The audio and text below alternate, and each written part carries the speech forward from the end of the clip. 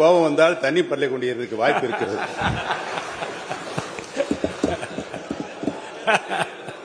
Satyabama Institute of Science and Technology, Chennai and Sriperumbudur.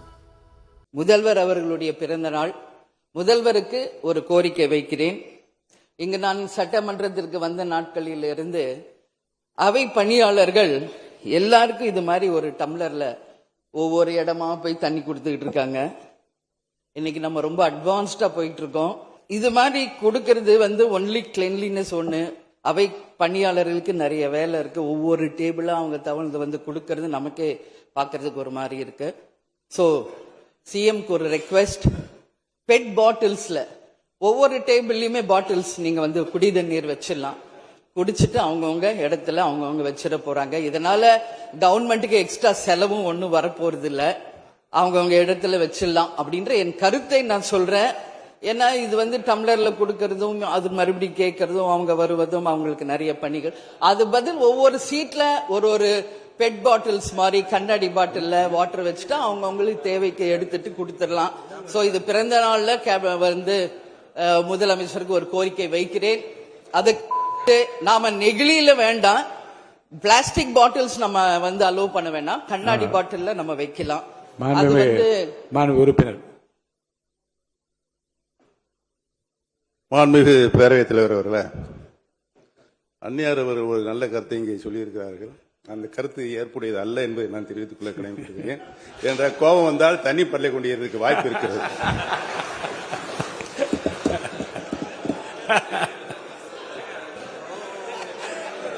உறுப்பினர் பேசலாம். இப்போ தண்ணி பாட்டில் தான் வீசணும் கிடையாது, டம்ளர்ல கூட வீசி அடிக்கலாம். உறுப்பினர் ஒரு நிமிஷம். தலைவர் அவர்களே, நம்முடைய மாண்புமிகு முன்னாள் முதலமைச்சர் அண்ணன் ஓபிஎஸ் அவர்கள் ஒரு நிலையை குறிப்பிட்டு அதை எரிவதற்கான தண்ணி பாட்டிலை எரிவதற்கான வாய்ப்பு இருக்கிறது சொன்னார்கள். ஒருவேளை அவருடைய தனிப்பட்ட அனுபவத்தின் காரணமாக அதை அவர் இங்கே குறிப்பிடுறாரா என்பதை நான் அறிய விரும்புகிறேன்.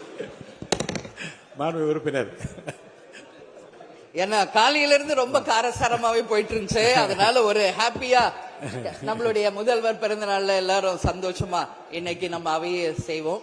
சோ பாட்டில் தான் வீசணும்ன்றது இல்ல, வன்முறைக்கு வேண்டும் என்றால் இங்க எவ்வளோ இருக்கு, எது வேணாலும் வீசலாம். பட் நம்ம எண்ணம் அது கிடையாது. நிச்சயமாக தண்ணீர் என்றாலே பிரச்சனை தான் போல இருக்கு. அது காவேரி தண்ணீரா இருந்தாலும் டாஸ்மாக் தண்ணீரா இருந்தாலும் அது ஒரு பிரச்சனையா தான் இன்னைக்கு மக்கள்கிட்ட இருக்கு.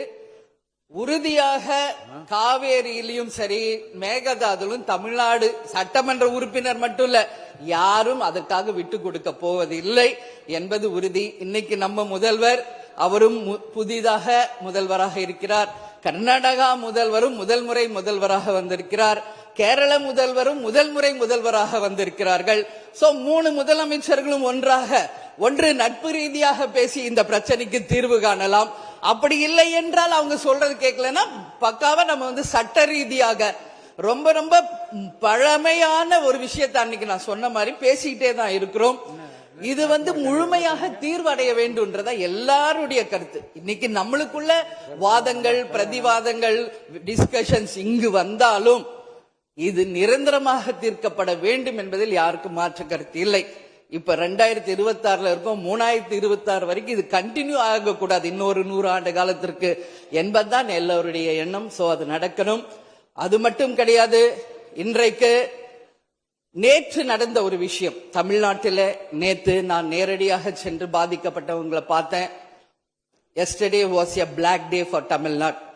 சண்டே பிளாக் சண்டேவாக நேற்று இருந்தது. இதுவரைக்கும் தமிழகம் காணாத ஒரு பேர் விபத்து.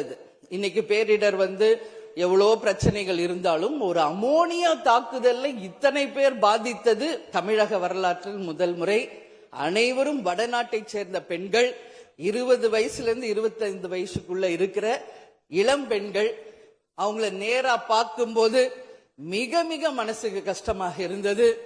என்ன ஃபேஸ்ல பாக்குறோம், உதடு காது மூக்கு எல்லாம் ப்ளீட் ஆயிட்டே இருக்கு. அப்போ டாக்டர்ஸ் அங்க எக்ஸ்பிளைன் பண்ணாங்க, இங்க வெளியே நம்ம என்ன பாக்குறோமோ அதுதான் இன்னர், அதாவது லங்ஸ்.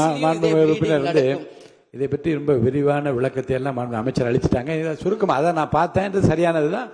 நீங்க மேற்கொண்டு அதை பற்றி பேச ஆளுநர் உரைக்கு நன்றி தெரிவிக்கிற கருத்துக்கு வந்திருக்கீங்க. நீங்க கண்டிப்பாக அதனால நான் நினைச்சேன் இன்னைக்கு ஒரு நிமிஷம் அவங்களுக்காக நம்ம மௌன அஞ்சலி செலுத்துவோம் என்று நான் எதிர்பார்த்தேன். இருந்தாலும் பரவாயில்லை. சோ அவங்களுக்கு நான் நேத்தே சொன்னபடி முதலமைச்சர் அவர்கள் 2 லட்சம் ரூபாய் கொடுத்திருக்கார். உடனே அமைச்சர்கள் போய் பார்த்தாங்க. அதெல்லாம் பாராட்டுக்குரிய விஷயம். ஆனாலும் ஏழ்மை குடும்பத்திலிருந்து வந்திருக்காங்க. சோ கன்சிடர் பண்ணணும்னு சொல்லி நான் கேட்டுக்கிறேன். உரிய சிகிச்சை தரப்படுகிறது. அவங்க பிழைப்பது நிச்சயம் கடவுள் கையில இருக்கிறது. சோ எல்லாரும் அவங்களுக்காக ப்ரே பண்ணுவோம் சொல்லி இந்த நேரத்துல நான் கேட்டுக்கொள்கிறேன். ஒரு பெண்ணா அந்த பெண்களை பார்க்கும்போது என்னால் அதை ஏற்றுக்கொள்ள முடியலை. அதனாலதான் சபையில் அதை நான் பேசுகிறேன். அதே போல இன்னைக்கு முதல் முறையாக மற்ற சப்ஜெக்ட் எல்லாம் பேசிட்டு இருக்கேன். என்னுடைய தொகுதியை பற்றி இதுவரைக்கும் நான் பேசவே இல்லை. நான் சட்டமன்ற உறுப்பினராக வெற்றி பெற உறுதுணையாக இருந்த திராவிட முன்னேற்ற கழகத்திற்கும் அதன் தலைவர் அண்ணன் ஸ்டாலின் அவர்களுக்கும் இந்த நேரத்தில் என் நன்றிகளை தெரிவித்துக் கொள்கிறேன். விருதாச்சலம் தொகுதி 2006 புரட்சி கலைஞர் கேப்டன் அவர்கள் முதல் முறையாக வெற்றி பெற்று ஒரு சரித்திர சாதனை படைத்த தொகுதி. மீண்டும் அந்த தொகுதியிலேயே என்னை வெற்றி பெற செய்த விருதாச்சலம் தொகுதி மக்களுக்கு என்னுடைய மனப்பூர்வமான நன்றிகளை இந்த அவையிலே தெரிவித்துக் கொள்வதில் பெருமை அடைகிறேன்.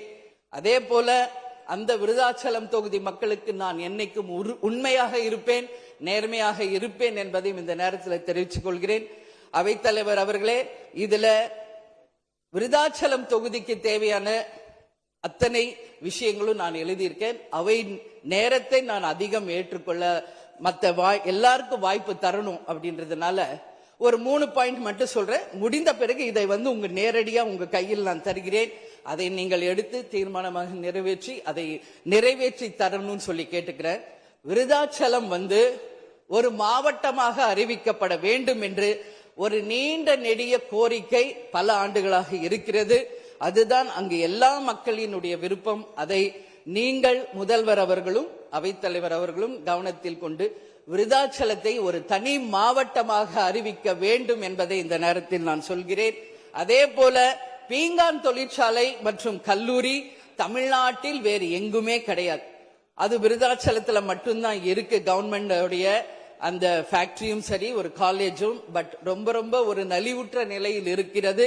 சோ அதை நீங்க கட்டாயமாக மிகப்பெரிய அளவுல டெவலப் பண்ணி அதன் மூலம் வேலை வாய்ப்பையும் அதே நேரத்தில் எக்ஸ்போர்ட் பண்றதுக்கும் கட்டாயம் அரசு நிச்சயம் எங்களுக்கு ஒத்துழைக்க வேண்டும் என்பதை கேட்டுக்கொள்கிறேன்.